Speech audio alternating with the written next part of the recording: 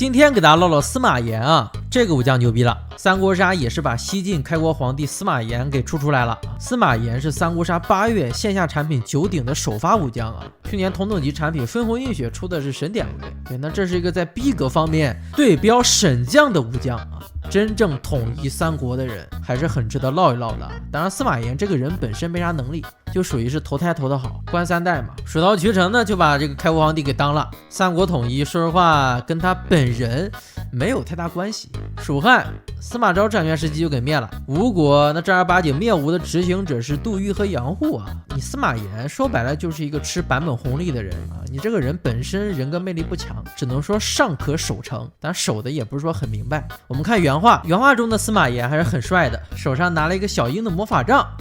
不是，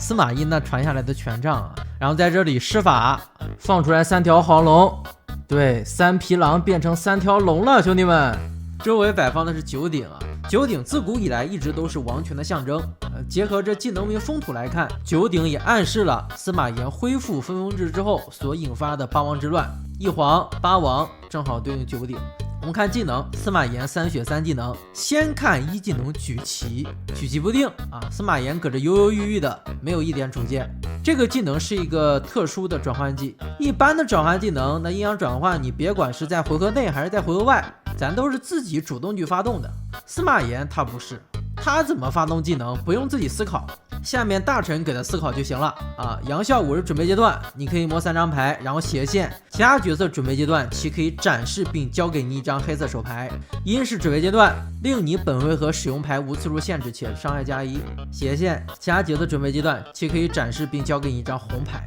也就是举旗这个阴阳转换技，它有2个触发条件：你自己准备阶段发动阴效果，这个摸3张牌可以转换到阴；别人准备阶段给你1张黑牌，你也要转化到阴。相对的阴转阳也是这么一个情况。那这个技能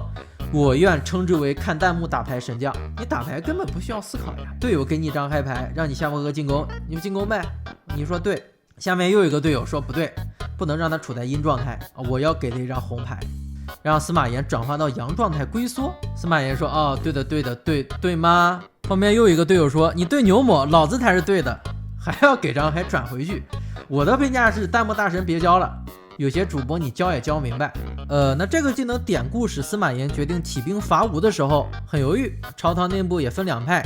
分激进派和保守派。保守派会跟你说咱还是再休养吧，真打不过咱自己当这个皇帝也丢面啊，刚开国没多久，咱先扎实再说。激进派说咱直接莽吧。阳效果中的准备阶段摸3张牌，对应了保守派的休养生息政策；阴效果使用牌无距离次数限制且伤害+1，对应的就是激进的伐吴政策。举旗的技能画面感是很强的啊，契合方面设计的没毛病，就实战方面说实话很人机，没有什么操作感。你司马炎就是一个纯粹的工具人，这个技能形式很新颖，但是归到实战操作上就很无聊。对于司马炎玩家本人来说，这个技能就没有什么玩的点，包括司马炎的2技能风土也是这种感觉。我们看，当一名其他角色死亡后，你可以令一名未以此法减少过体力上限的角色减1点体力上限，然后其获得死亡角色位置每轮的额定回合。对，额定回合。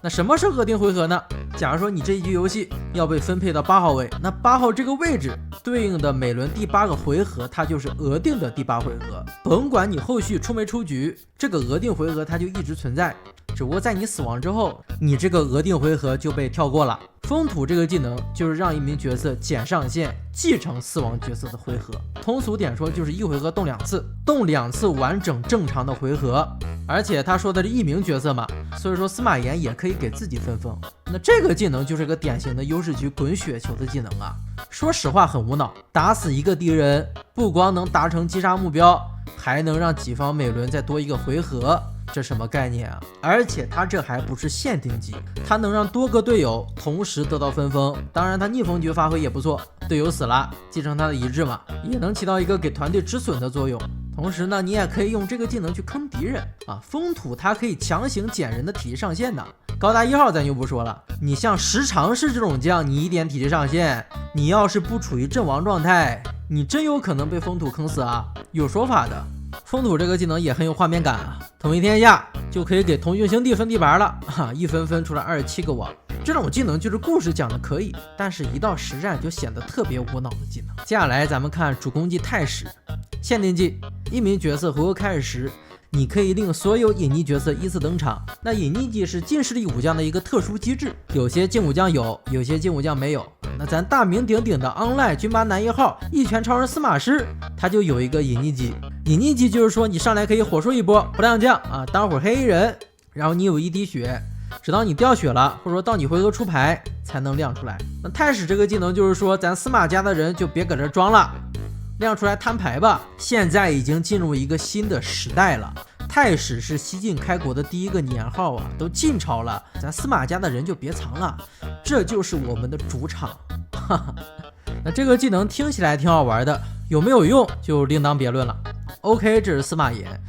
我其实不是很喜欢这个将，纯工具人啊，没有自己的人格。当然咱大众对司马炎这个人也就是这么一个平庸皇帝的印象，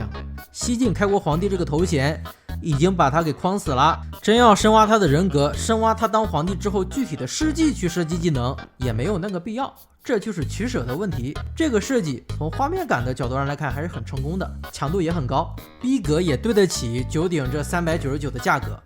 只能说不赖。